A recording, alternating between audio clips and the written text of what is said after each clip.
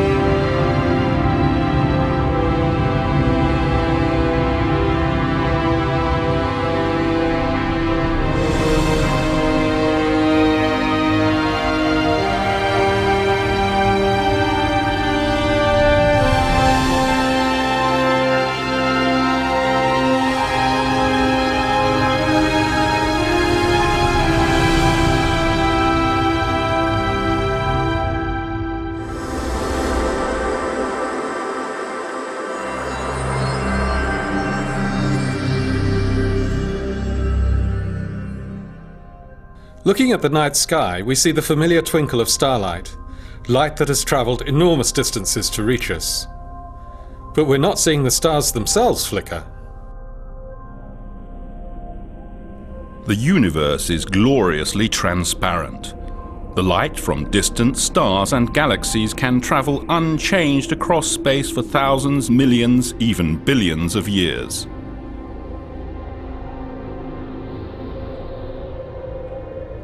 But then, in the last few microseconds before that light reaches our eyes, the accurate view of those stars and galaxies is snatched away. This is because, as light passes through our atmosphere, the ever-changing blankets of air, water vapor and dust blur the fine cosmic details. So for many years, astronomers around the world longed for an observatory in space. As early as 1923, the famed German rocket scientist Hermann Oberth suggested a space-based telescope. However, it would be decades before technology caught up with the dream. The American astronomer Lyman Spitzer came up with a more realistic plan for a space telescope in 1946.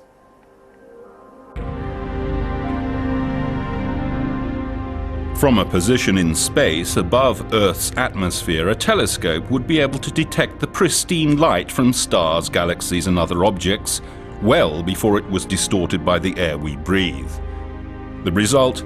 Much sharper images than even the largest telescopes on the ground can achieve. Images limited in sharpness only by the quality of the optics. In the 1970s, NASA, the National Aeronautics and Space Administration, and ESA, the European Space Agency, began working together to design and build what would become the Hubble Space Telescope.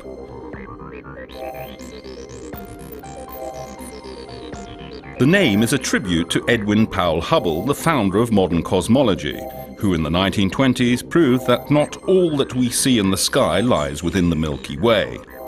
Instead, the cosmos extends far, far beyond. Hubble's work changed our perception of mankind's place in the universe forever, and the choice of naming the most magnificent telescope of all time after Edwin Hubble could not have been more appropriate. It took 2 decades of dedicated collaboration between scientists, engineers and contractors from many countries before Hubble was finally finished. On April the 24th, 1990, 5 astronauts aboard the Space Shuttle Discovery left on a journey that changed our vision of the universe forever. They deployed the eagerly anticipated space telescope in an orbit roughly 600 kilometers above the Earth's surface. On Earth, the astronomers waited impatiently for the first results. But less than 2 months later, it was clear that Hubble's vision was anything but sharp. The mirror had a serious flaw. Engineers have discovered that the giant telescope has a warped mirror. One of the mirrors in the Hubble Space Telescope is out of shape, and as a result, the pictures it's sending back are no better than those from telescopes on the ground.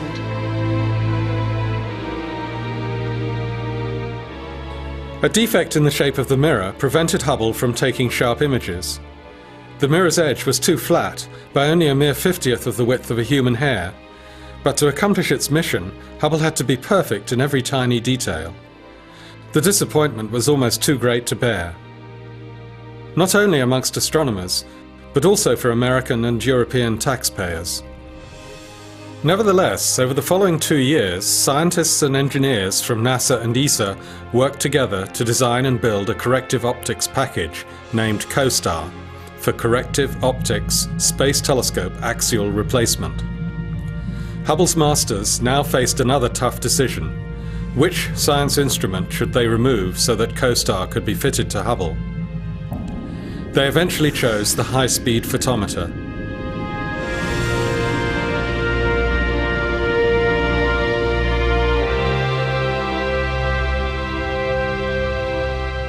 Hubble's first servicing mission in 1993 has gone down in history as one of the highlights of human spaceflight.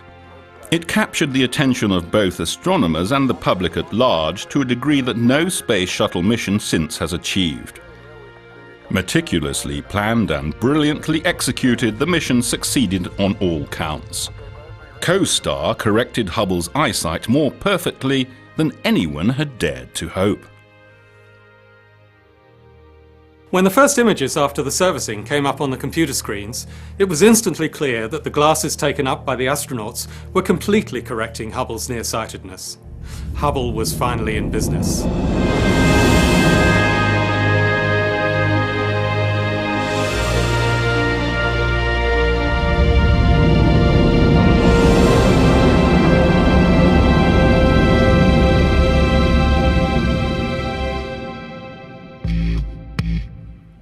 That was only the first time the space shuttle visited Hubble. The telescope was designed to be upgraded, to keep utilizing new capabilities. When more advanced instruments, electrical or mechanical components became available, they could be installed. Plus, just as your car needs servicing, so Hubble needs tuning up from time to time. Engineers and scientists periodically send the shuttle to Hubble so that astronauts can upgrade it using wrenches, screwdrivers and power tools, just as your mechanic does with a car. There have been 4 servicing missions so far, in 1993, 97, 99 and 2002, all undertaken by astronauts transported into space by NASA's Space Shuttle. The next one was supposed to occur in 2005, but was unfortunately cancelled in the aftermath of the tragic Columbia crash. Hubble's future is uncertain. It was originally designed to operate for 15 years, but it's now expected that its life could be extended to 20 years. Hubble is still producing the most astonishing results astronomers have ever known. Hubble's important mission will eventually come to an end. An unmanned probe will link up with Hubble in orbit and dock with it. When leaving Hubble, the robot will leave behind a rocket module so that after some more years of fruitful observing, engineers on the ground can activate these rockets to control Hubble's final descent into the atmosphere and to a peaceful final resting place in the ocean.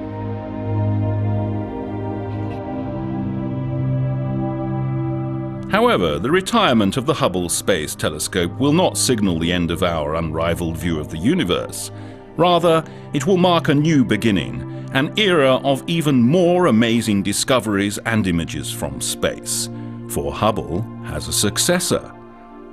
The James Webb Space Telescope is being designed right now and may be launched as early as 2011.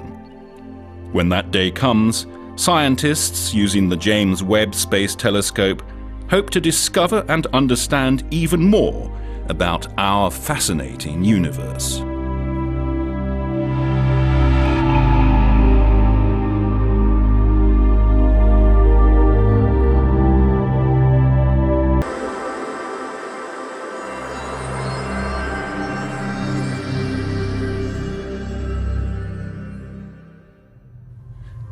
Hubble is an upgradable space-based telescope orbiting at almost 600 kilometers, placing it well above most of our image-distorting atmosphere.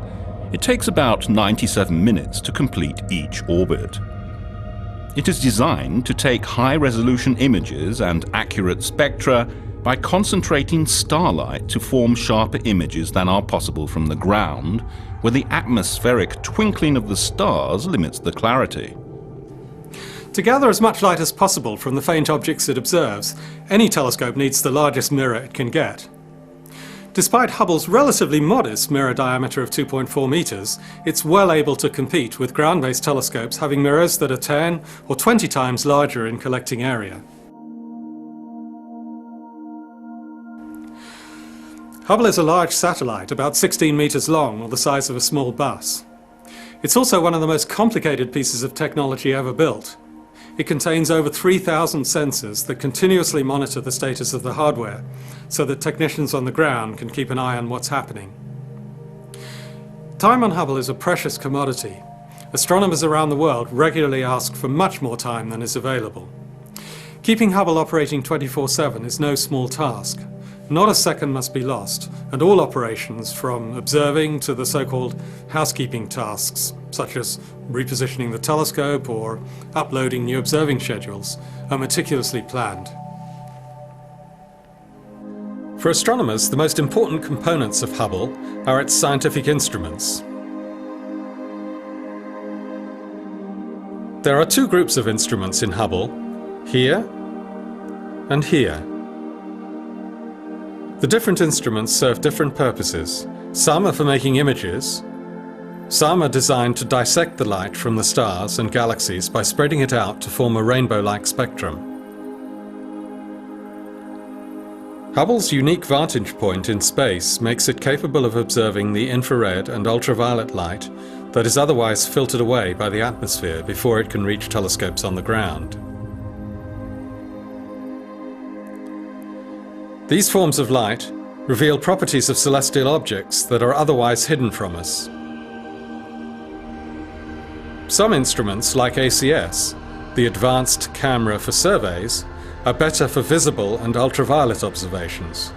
Some, like NICMOS, the Near-Infrared Camera and Multi-Object Spectrograph, are best for infrared observations.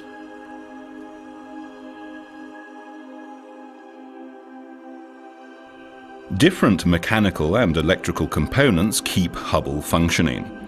The power for Hubble comes from solar panels on the side which convert sunlight into electricity. Gyroscopes, star trackers and reaction wheels keep Hubble steady and pointing in the right direction, not too close to the Sun, Moon or Earth, as they would destroy the light-sensitive instruments, and accurately towards the objects being studied for hours or days at a time.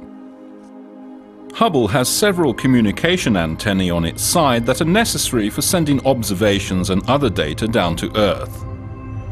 Hubble sends its data first to a satellite in the Tracking and Data Relay satellite system, which then downlinks the signal to White Sands, New Mexico. The observations are sent from NASA in the United States to Europe, where they are stored in a huge data archive in Munich.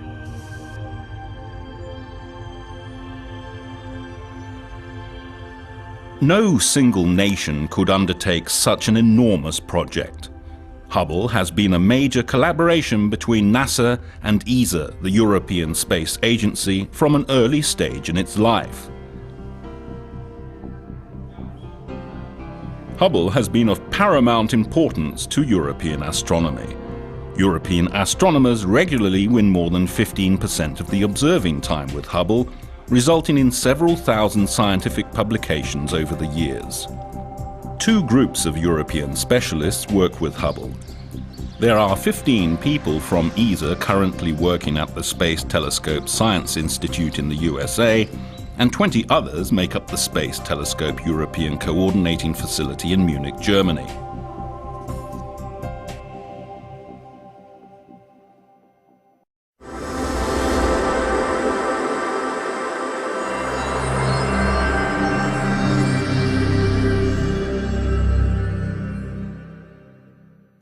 There are no boundaries in space. In this vast universe, our closest relatives are the objects within the solar system. We share the same origin and the same destiny.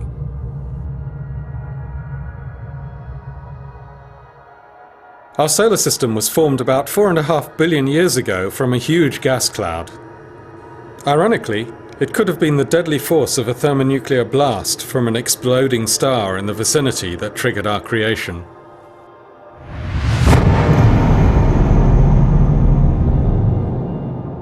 The devastating force of the blast may have disturbed the precarious equilibrium of the original gas cloud, causing some of the matter to collapse inwards towards the center, creating a new star, our Sun, and a minute percentage of the collapsing matter became the multifaceted assembly of planets that we have around us today. We are, in other words, just the leftovers of our Sun's birth. The planets were born in the rotating disk of dust and gas left behind as our mother's star was formed. The rocky planets formed in the inner solar system, while the enigmatic gas giants were formed farther out. And then, when a fierce wind of smashed atoms began to blow from the Sun, or perhaps from hot nearby stars or a nearby supernova, only sizable planets could maintain their gaseous surroundings, and the last wisps of the tenuous cloud between the planets was whipped away. So in our solar system's zoo of celestial bodies, there are rocky worlds and giant gaseous planets.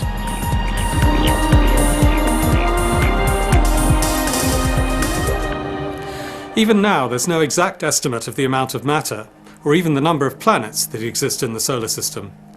Since Pluto's discovery in the 1930s and its satellite Charons in the 1970s, astronomers have been trying to figure out if there's anything else out there beyond the 9th planet. In 2003, Hubble spotted something moving fast enough across the background of faraway stars to be an object within the solar system. Estimates show that it could be about the size of a planet, and it's been named Sedna, after an Inuit goddess. Sedna may be 1,500 kilometers in diameter. That's about 3/4 the size of Pluto, but so far away that it appears just as a small cluster of pixels, even to Hubble. Nevertheless, it's the largest object discovered in the solar system since Pluto. The Sun is about 15 billion kilometers from Sedna, 100 times further than Earth's distance from the Sun, and barely gives out as much light and heat as the full moon. So Sedna is engulfed in an eternal bleak winter. Sedna is not the only mysterious object out there. Debris from the formation of the planets is still floating everywhere in the form of asteroids and comets of various shapes and sizes. Sometimes their orbits can lead them on catastrophic courses. The Hubble Space Telescope witnessed the final journey of the comet Shoemaker-Levy 9. It was torn into numerous pieces by Jupiter's gravitational pull when it passed the massive planet in the summer of 1992. 2 years later, these fragments returned and drove straight into the heart of Jupiter's atmosphere. Hubble followed the comet fragments on their last journey and delivered stunning high-resolution images of the impact scars. Our Earth could easily fit into any of these black bruises.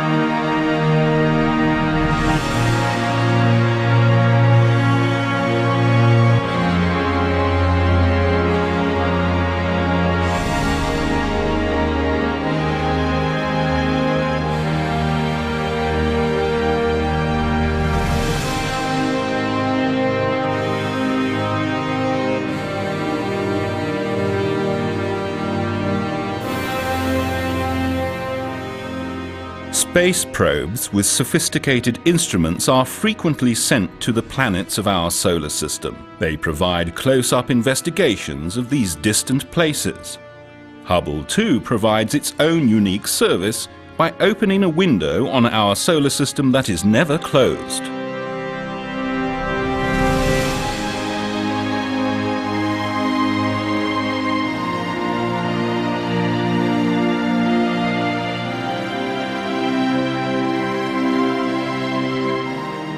We've gained unprecedented views of storms on other planets, their changing seasons.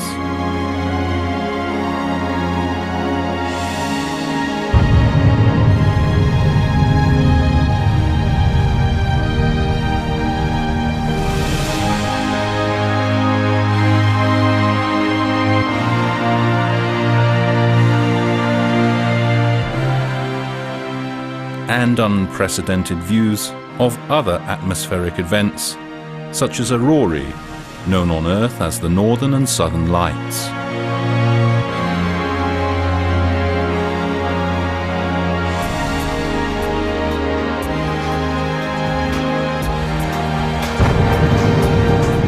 Even though the solar system clearly has many more surprises in store for us, Hubble has also turned its eye out towards other stars, looking for planetary systems. Astronomers are beginning their search for life elsewhere in the universe. To start with, they are concentrating on finding Earth-like planets.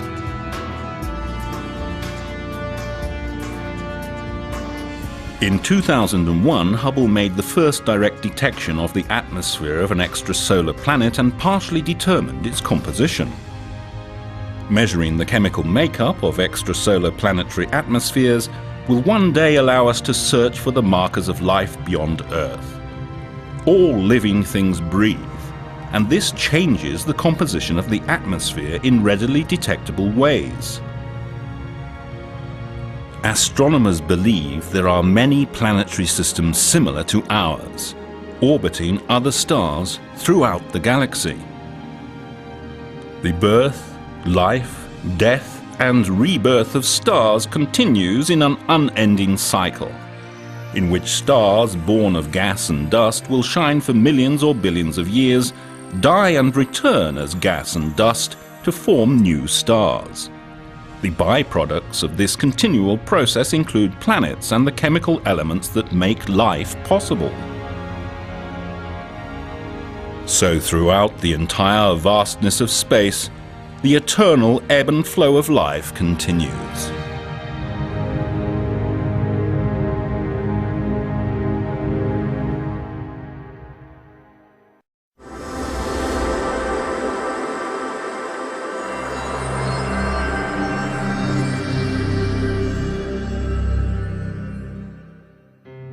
Our Sun, that vital source of energy for life on Earth, is a star, a totally unexceptional star, just like billions of others that we can find throughout the galaxy. A star is nothing but a sphere of glowing gas. It forms out of a compressed cloud of gas and releases energy steadily throughout its life because a continual chain of nuclear reactions takes place in its core. Most stars combine hydrogen atoms to form helium through the process called nuclear fusion, the same process that powers a devastating hydrogen bomb. In fact, stars are nuclear factories that convert lighter elements into heavier elements in a series of fusion reactions. They will keep glowing until they run out of fuel. And that's it, a star's life, a quiet beginning and a steady progress to a sometimes violent end. But how can we be certain of this picture when an individual star like the Sun outlives humans by a factor of a few 100 million? To investigate the life cycle of a particular organism on Earth, we don't have to track an individual specimen's entire life. Instead, we can observe many of the organisms at once. This will show us all the different phases of its life cycle. For example, each stage of a person's life is a snapshot of the human experience. And so it is with stars. Stars live and die over millions or even billions of years. Even the most reckless stars live for at least 1 million years, longer than the entire history of humankind. And that's why it's extremely difficult to track age-related changes in individual stars. To learn more about them, we must study different stars at every stage of life, and so piece together the entire cycle from birth to death. Hubble's vivid images have documented the tumultuous birth of stars and delivered many astonishing images in colourful detail.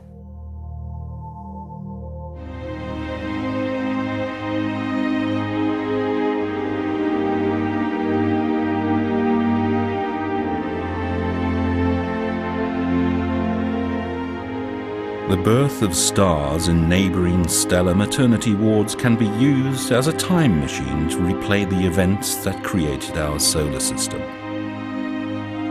Hubble has often had to work hard for this information, because these important clues about our genesis lie hidden behind the veil of gently glowing, dust-laden molecular clouds where stars are formed.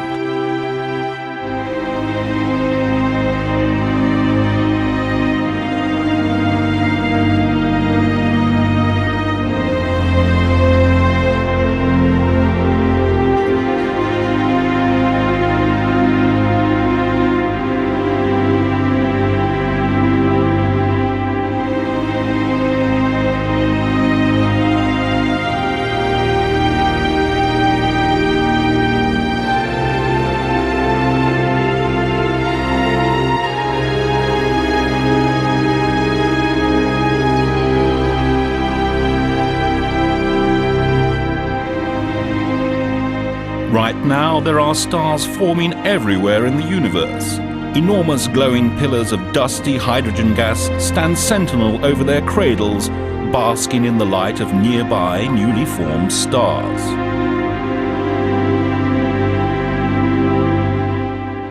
Hubble's ability to observe infrared light enables it to penetrate the dust and gas and reveal the newly born stars as never before.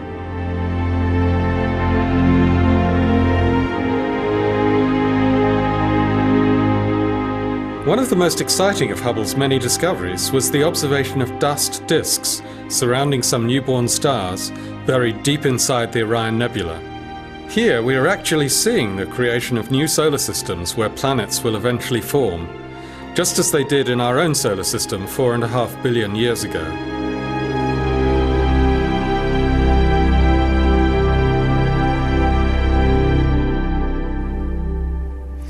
In the first stages of their lives, stars can stock up on gas from their original birth cloud. Material falling onto the star creates bubbles, or even jets, as it's heated and blasted out along a path that follows the star's rotation axis, a bit like the axis through a wheel.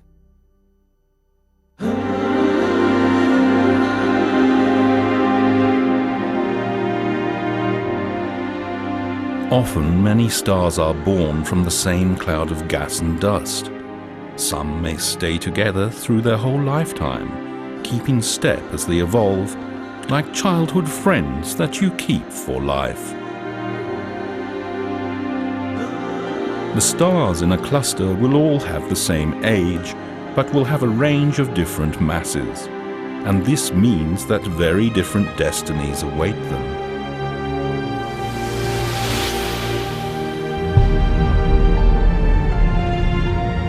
Human existence is the mere blink of an eye compared with the life of a star.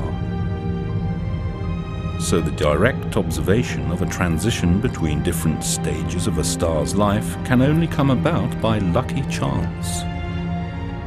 In 15 highly productive years, Hubble has allowed us to observe some stars aging in real time. The telescope has produced startling movies that allow us to witness how some of them do modify their appearance over this minute span of astronomical time. The stars containing the most mass end their lives cataclysmically, destroying themselves in titanic stellar explosions known as supernovae.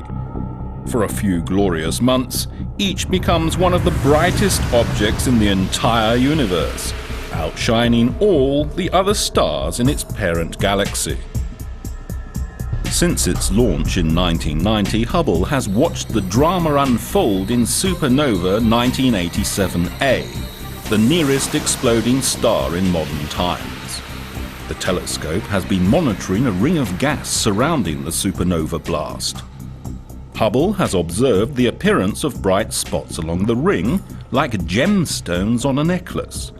These cosmic pearls are now being lit by supersonic shocks unleashed during the explosion of the star. Just before they breathe their last breath, stars like our Sun go out in a final blaze of glory. In its final stages of nuclear fusion, stellar winds blow from the star, causing the red giant to swell to an enormous size. At the heart of this expansion, the exposed heart of the star floods the gaseous envelope with powerful ultraviolet light, making it glow. Because to early telescopic astronomers these amazing constructions looked a bit like the newly discovered planet Uranus, they became known as planetary nebulae. Hubble's keen perception shows that planetary nebulae are like butterflies. No two are alike.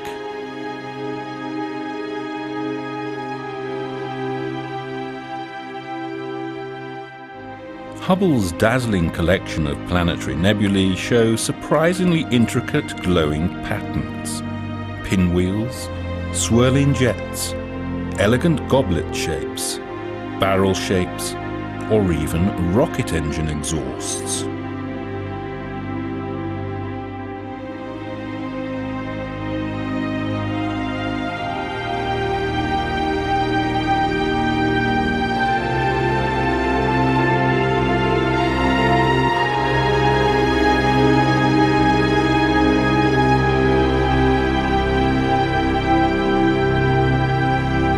From its unique position high above the distorting atmosphere, Hubble is the only telescope that can observe the swollen outer envelope of these dying stars in full detail. Here we flip back and forth between Hubble images from 1994 and 2002. One of the greatest mysteries in modern astrophysics is how a simple spherical gas ball such as our Sun can give rise to these intricate structures. For some planetary nebulae, it is as if a cosmic garden sprinkler created the jets that stream out in opposite directions. Or could these amazing patterns possibly be sculpted by the magnetic field of a companion star that funnels the emitted gas into a jet?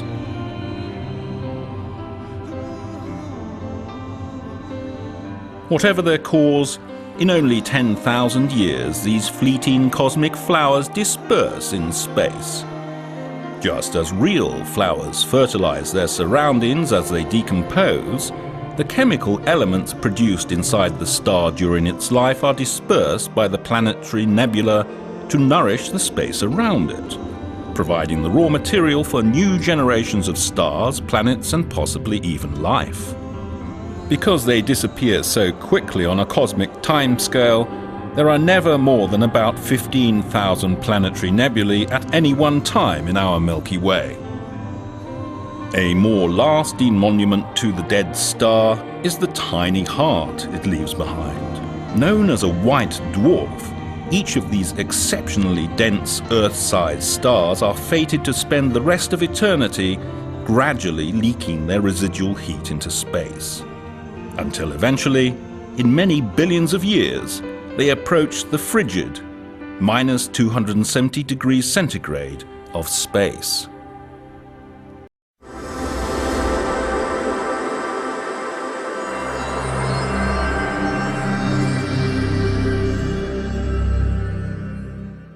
We live inside a huge star system, or galaxy, known as the Milky Way. Seen from the outside, the Milky Way is a gigantic spiral consisting of a central hub embraced by long arms. The whole system slowly rotates. Between the stars, there are vast amounts of dust and gas that we can see, and some unknown material called dark matter that remains invisible to us. Far from the centre, out in one of the spiral arms, the suburbs of the Milky Way, there's a tiny star system, our home, the solar system.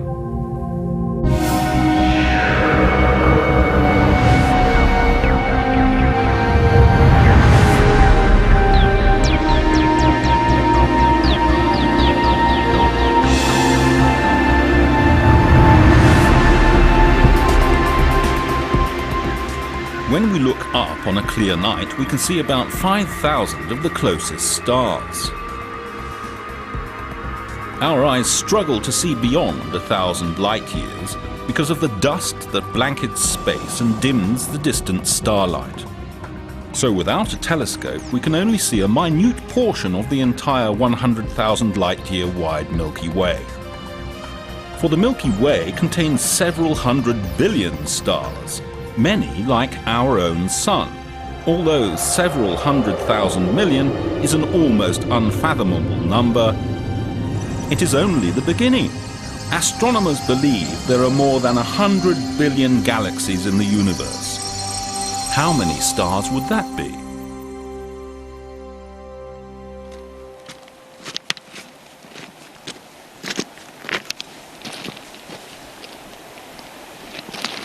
In a handful of sand, there can easily be 50,000 individual grains. Our Milky Way contains so many stars there can scarcely be enough grains of sand on a whole beach. There are so many galaxies containing so many stars in the universe that we would have to count every grain of sand on every beach on the whole Earth in order even to come close to the right number, and then there would be more stars in the universe. Let's take this grain of sand, a millimetre across, and place it here to represent the Sun. If we were to start walking towards the nearest star, it would take us the best part of a day to get there. We'd have to travel something like 30 kilometres.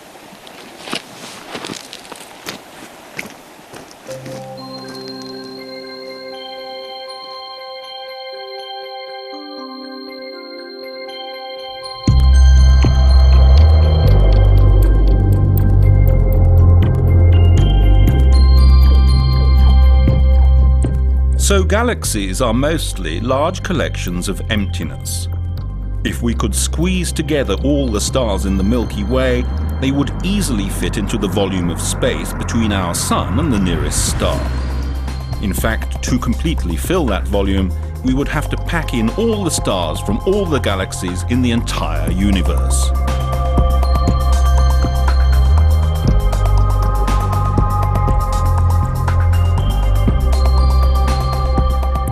When looking at the night sky, the universe seems motionless.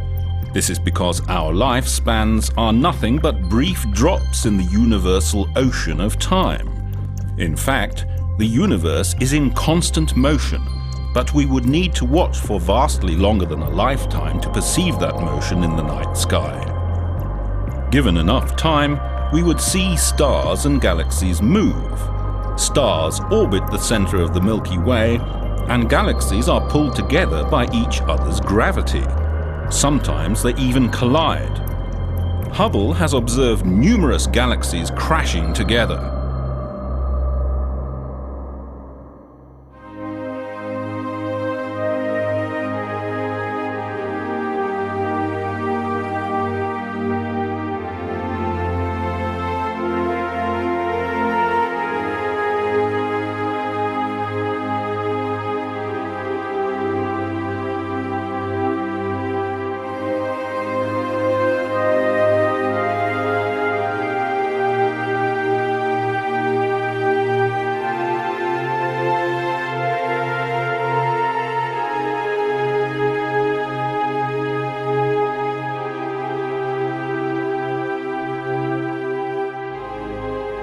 Like majestic ships in the grandest night, galaxies can slip ever closer until their mutual gravitational interaction begins to mold them into intricate figures that are finally and irreversibly woven together. It is an immense cosmic dance, choreographed by gravity.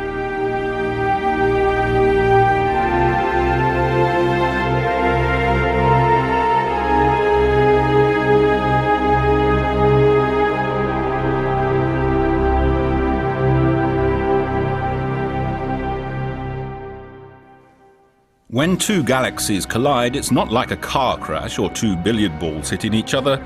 It is more like interlocking your fingers. Most of the stars in the galaxy will pass unharmed through the collision. At worst, gravity will fling them out along with dust and gas to create long streamers that stretch 100,000 light-years or more.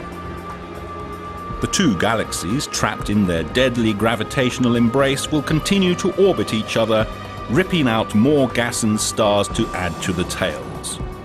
Eventually, hundreds of millions of years from now, the two galaxies will settle into a single combined galaxy. It is believed that many present-day galaxies, including the Milky Way, were assembled from such a coalescence of smaller galaxies occurring over billions of years.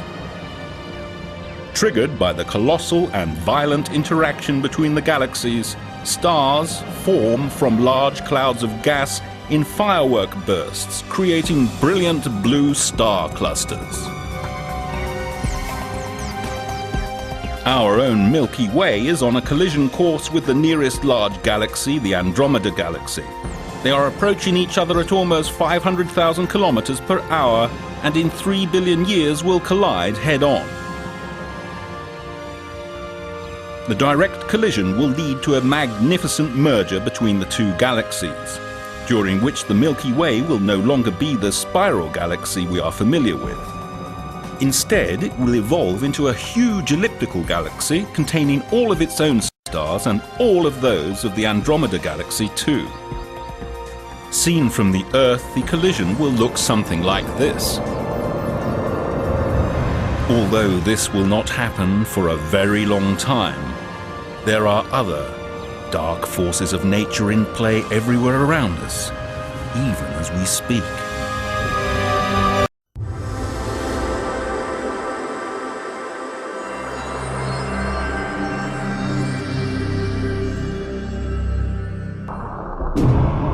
Black holes are the enigmatic villains of the universe, swallowing all that comes their way, allowing nothing to escape. So for astronomers, the center of a black hole is the ultimate unknown. No information can escape from within a black hole's gravitational stronghold. There is no way to find out what is in there. Not even light can escape. So how do we know that they are even there?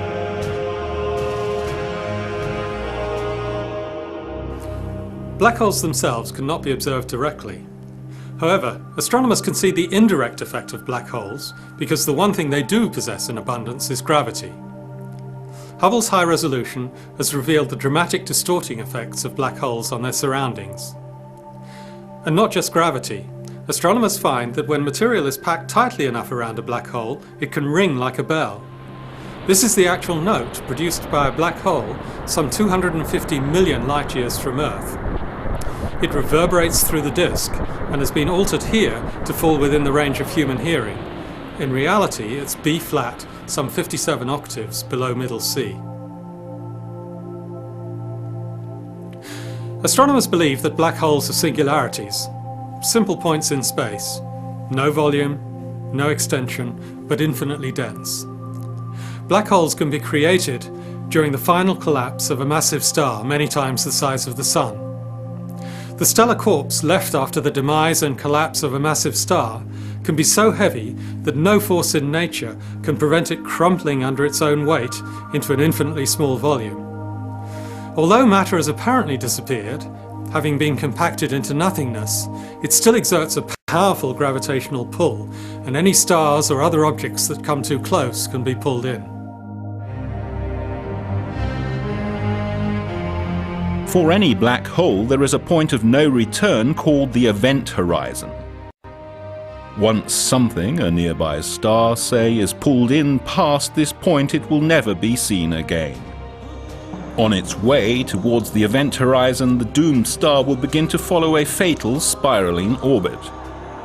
As the star approaches the black hole still further, the matter closest to the hole feels a greater attraction than the rest of the star, sucking and stretching the star out towards the hole, until the immense tidal forces pull it to pieces and devour it.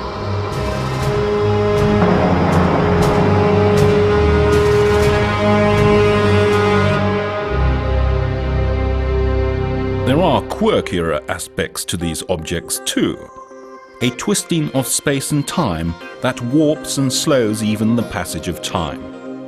All objects with a mass deform the very fabric of space and time, but black holes do this to an extreme degree. According to Einstein's famous theory of general relativity, an intrepid traveller who could visit a black hole and hang above the event horizon without being swallowed would eventually return to find himself younger than the people he had left behind.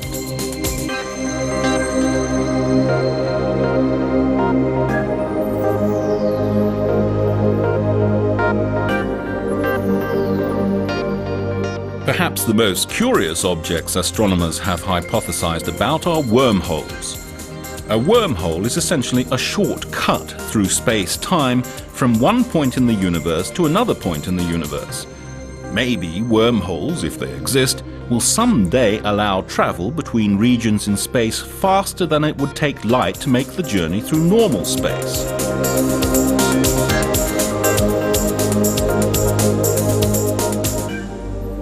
Hubble has shown that black holes are most likely to be present at the centre of all galaxies. There's one at the centre of our Milky Way, a giant, supermassive black hole, perhaps 1 million times bigger than those produced by the collapse of a single massive star. It could be the result of a merger of many stellar-sized black holes formed during the remote history of our galaxy. When two galaxies collide, the black holes at each of their centres will perform an elaborate dance. Long after the two galaxies have merged into one, their central black holes continue to orbit each other for hundreds of millions of years before their final violent merger into a single weighty black hole.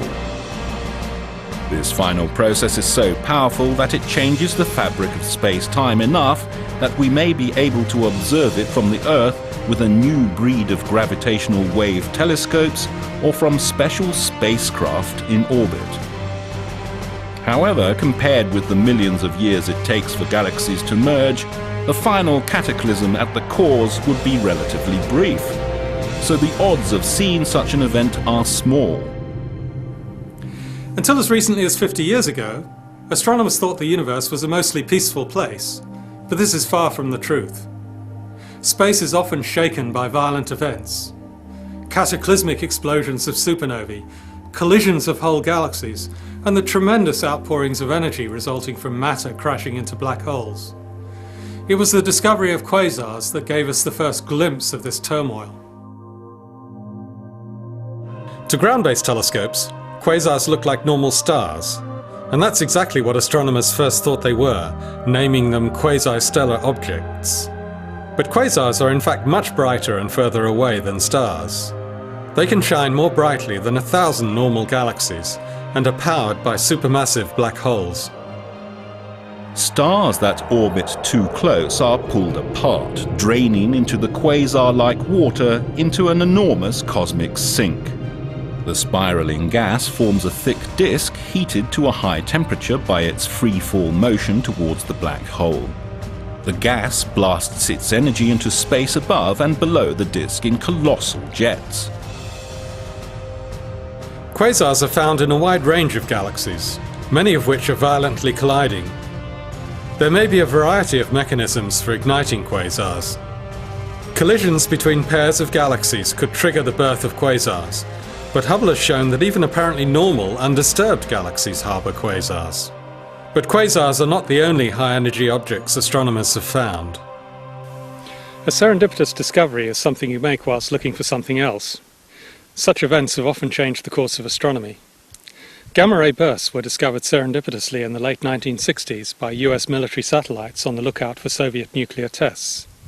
Instead of finding the most devastating detonations produced by humans, some of the most powerful blasts in the entire universe were spotted. These astoundingly energetic blasts of gamma rays are detected at least once per day from random directions in the sky. Although gamma ray bursts last only a few seconds, the energy they release is equal to the amount of energy radiated by our whole Milky Way over a couple of centuries. Gamma rays are not visible to the human eye, and special instrumentation is needed to detect them. For 30 years, no one knew what caused these bursts. It was like seeing the gamma-ray bullet fly by Earth without ever glimpsing the weapon that fired it. Together with nearly all other telescopes in the world, Hubble looked for the smoking gun for many years. It observed the positions in the sky where gamma-ray explosions had been seen, trying to find any object at that location. But all efforts were in vain, until... In 1999, Hubble observations were fundamental in determining that these monstrous outbursts take place in far distant galaxies.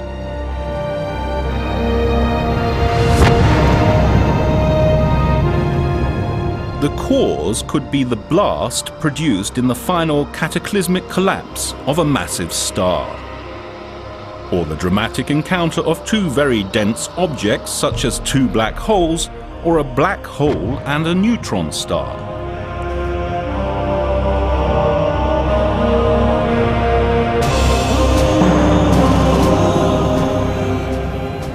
Black holes are certainly some of the most exotic objects in the universe. As well as affecting matter, they can also show up in some other spectacular ways, because their enormous gravitational fields can also deflect light. In fact, rays of light that pass close to a black hole will not follow straight lines, but will be bent into new paths, creating a natural telescope that can peer further into space than ever thought possible.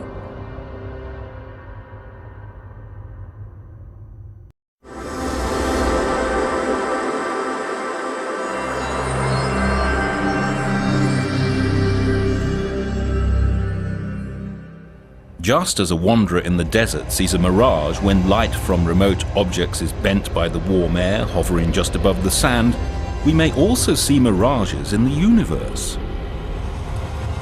The mirages we see with a modern telescope such as the Hubble Space Telescope do not arise from warm air, but instead from remote clusters of galaxies, huge concentrations of matter. Long ago, some people thought the Earth was flat. This is not surprising, since in our everyday lives we're not aware of the curvature of our planet. Space is actually curved, although we can't see that for ourselves on a starry night. The curvature of space does, however, produce phenomena that astronomers can see.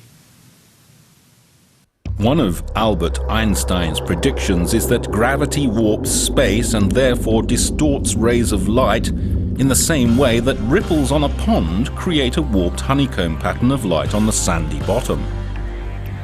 Light from distant galaxies is distorted and magnified by the gravitational field of massive galaxy clusters on its path to Earth. The effect is like looking through a giant magnifying glass, and the result is called gravitational lensing. The weird patterns that rays of light create when they encounter a weighty object depend on the nature of the lensing body. Thus, the background object can appear in several guises. Einstein rings, where the whole image is boosted and squeezed in a circle of light. Multiple images, ghostly clones of the original distant galaxies.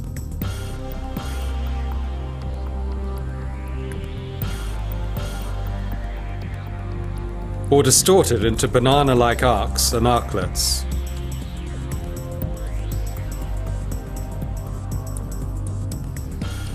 Though Einstein realized in 1915 that this effect would happen in space, he thought it could never be observed from the Earth. However, in 1919, his calculations were indeed proved to be correct.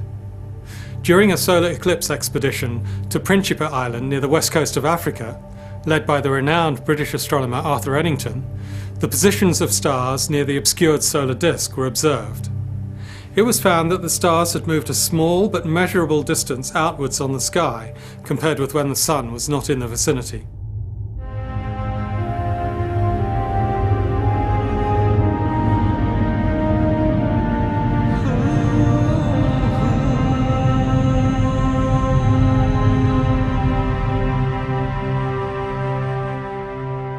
Nowadays, faint gravitational images of objects in the distant universe are observed with the best telescopes on Earth and, of course, with the sharp-sighted Hubble.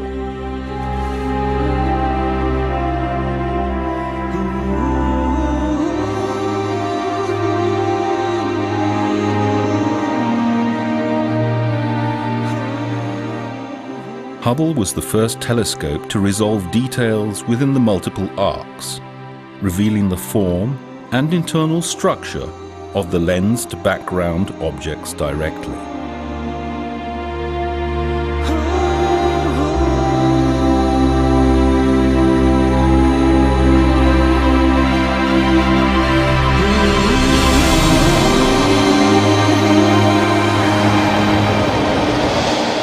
In 2003, astronomers deduced that a mysterious arc of light on one of Hubble's images was the biggest, brightest, and hottest star-forming region ever seen in space.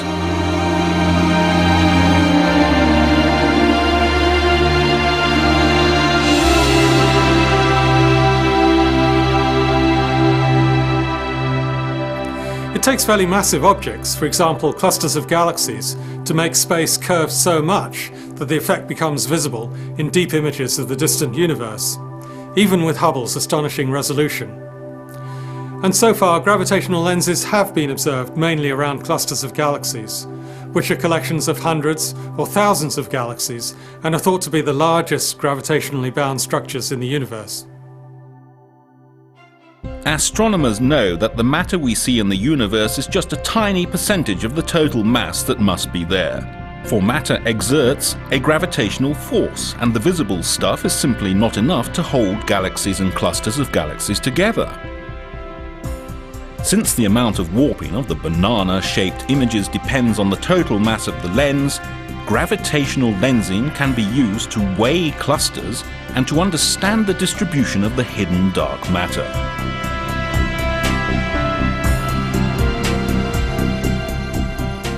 On clear images from Hubble, one can usually associate the different arcs coming from the same background galaxy by eye. This process allows astronomers to study the details of galaxies in the young universe and too far away to be seen normally with the present technology and telescopes.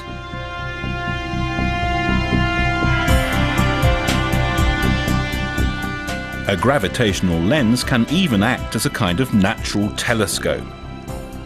In 2004, Hubble was able to detect the most distant galaxy in the known universe, using the magnification from just such a gravitational lens in space.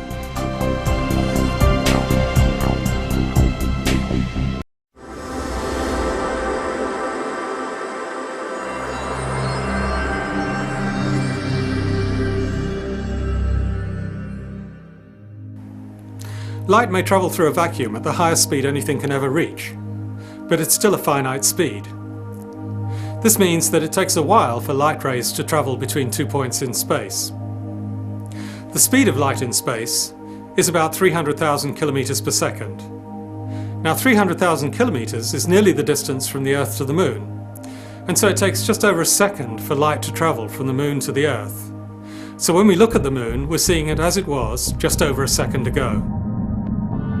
Who hasn't thought about what it would be like to travel in time? The finite speed of light enables us to get close by allowing us to look back in time. When looking out into space, we just need to wait for the light from distant places to reach us, and it shows how things were when the light began its journey. Powerful instruments like Hubble have made it possible to look farther out and farther back than ever before. What cosmologists are seeing is simply astounding. In the 1920s, astronomer Edwin Hubble discovered that most galaxies appear to be moving away from us at a rate proportional to their distance. The further away a galaxy is, the faster it appears to be moving away from us. This is due to the expansion of the universe.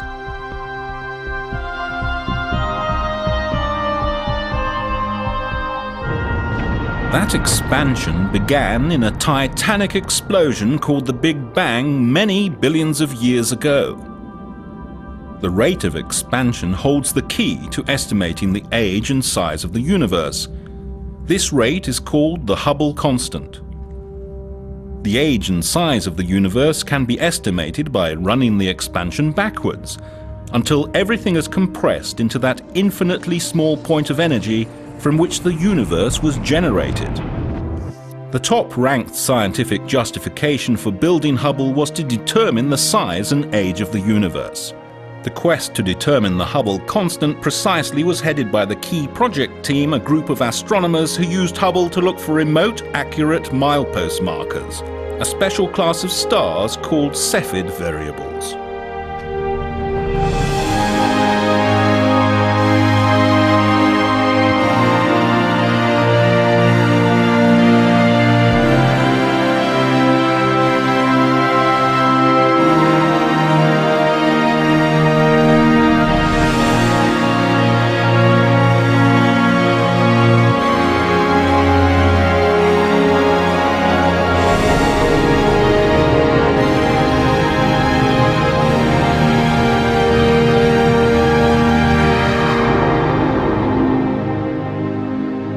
Cepheids have very stable and predictable brightness variations. The period of these variations depends strictly on the physical properties of the star, which can be used to determine their distance very effectively. For this reason, these stars are better known as standard candles. The Cepheids have been used as reliable stepping stones to make distance measurements for supernovae, which are much brighter than Cepheids and so can be seen at far greater distances. Hubble has measured the light from supernova explosions more accurately than any other instrument, mostly due to its high resolution. From the ground, the image of a supernova generally blends in with the image of its host galaxy. Hubble can clearly distinguish the light from the two sources. Cepheids and supernovae have given a measure of the scale of the universe. Today we know the age of the universe to a much higher precision than ever before, around 14 billion years. For many years, astronomers have discussed whether the expansion of the universe would stop in some distant future, making the universe collapse in a fiery big crunch, or whether it would continue to expand ever more slowly. Combined observations of distant supernovae with Hubble and most of the world's top-class telescopes were used to measure distances to remote supernovae. And it looks like the expansion of our universe is nowhere near slowing down. Instead, it seems to be speeding up.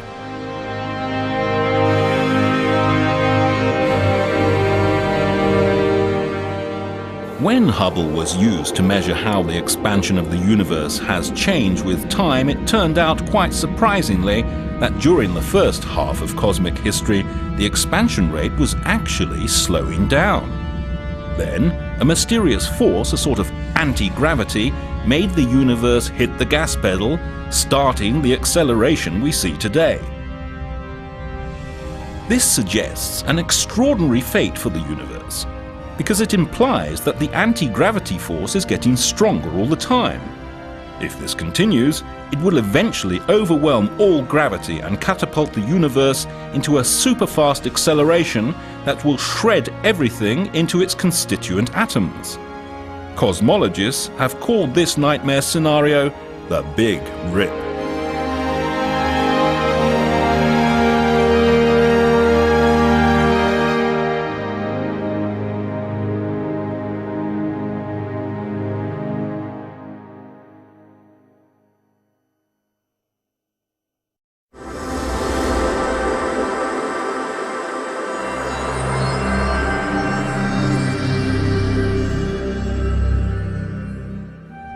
We are collecting unexpected news from deep space.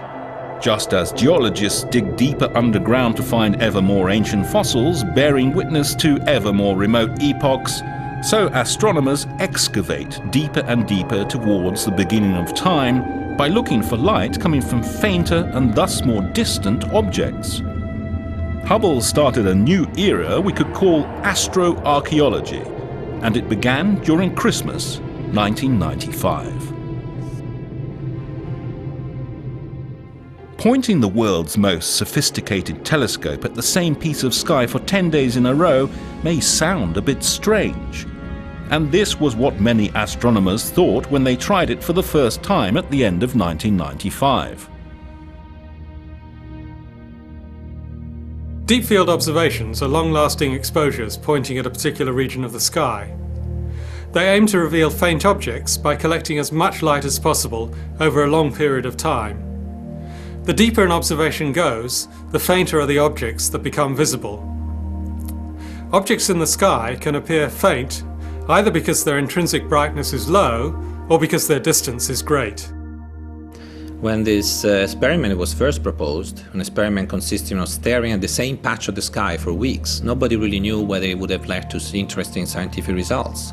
But when we first saw the images, the result was astonishing.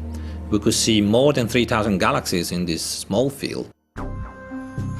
The observed region of sky in Ursa Major, the Big Dipper, was carefully selected to be as empty as possible, so that Hubble would look far beyond the stars of our own Milky Way and out past nearby galaxies. The thousands of galaxies observed in the first deep field were at various stages of evolution and were strung out along a corridor of billions of light years. This allowed astronomers to study the evolution of these objects through time, glimpsing different galaxies at different stages of their lives. After the first deep field, another long exposure was taken in the southern sky. Together, the Hubble Deep Field North and South gave astronomers peepholes to the ancient universe for the first time. Some of the objects viewed on the images were so dim that seeing them would be as difficult as discerning a flashlight on the moon from Earth.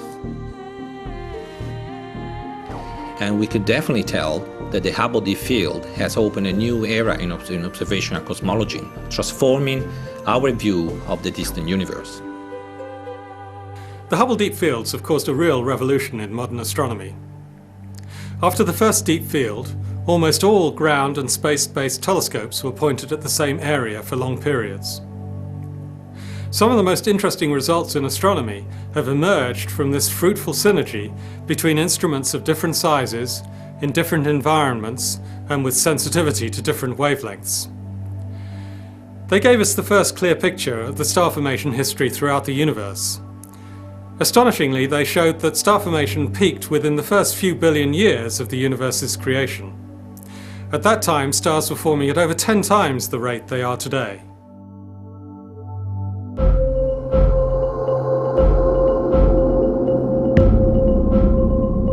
Once they had begun to discover the most distant universe ever seen, Hubble astronomers tried to push their observations even farther back in time. In 2003 and 2004, Hubble performed its deepest exposure ever, the Hubble Ultra Deep Field. It is a 28-day-long exposure, going much deeper than the earlier Hubble Deep Fields North and South.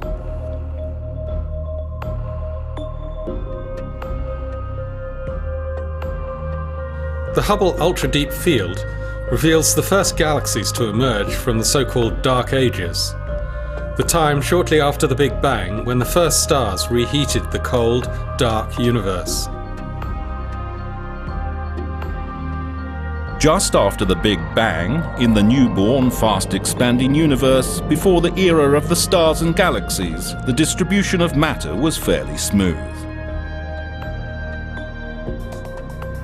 As time went on, the king of all forces, gravity, started acting. Slowly, but steadily.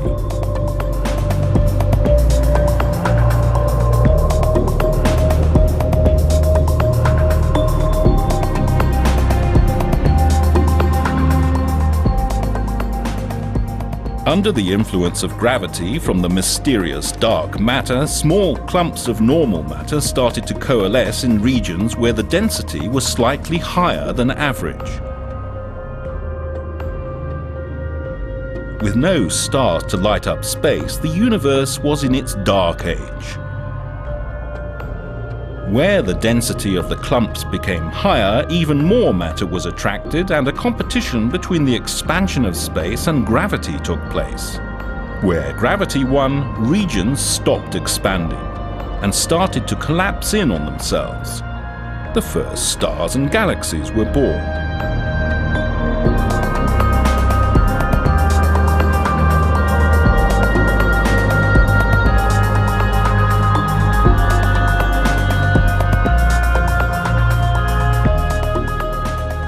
Where the matter density was highest, at the intersections between the large web-like structures of matter, the largest structures we know were formed clusters of galaxies.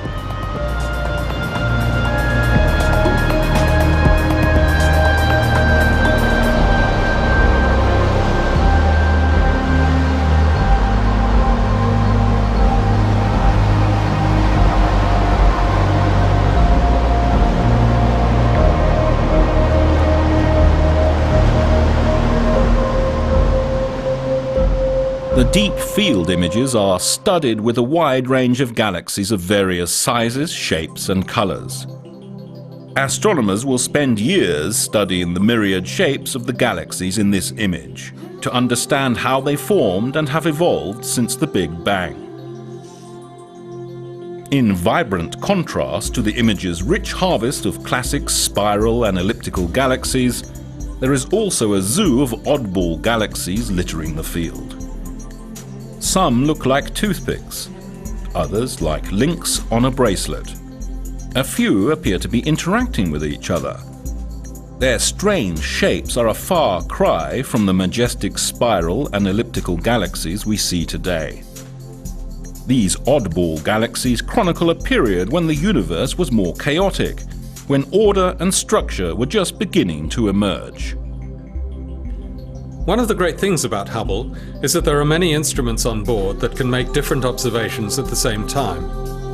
The Hubble Ultra Deep Field is actually two separate images taken by two instruments, Hubble's ACS camera and the NICMOS instrument. NICMOS sees even further than the ACS. It detects infrared light, and so it's able to reveal the furthest galaxies ever seen because the expanding universe has stretched and weakened the light from these objects so much that they're now only visible at infrared wavelengths. The Hubble Ultra Deep Field is likely to remain the deepest image of the universe for the next decade or so, until an ESA Ariane rocket launches the James Webb Space Telescope in 2011. Up until today, during the first 15 years of its life, Hubble has orbited the Earth 80,000 times. This is the same as 3.5 billion kilometers, or 24 times the distance from the Earth to the Sun. Hubble has taken more than 500,000 exposures of the universe and created a visual heritage that has shaped the way humanity looks at the universe today.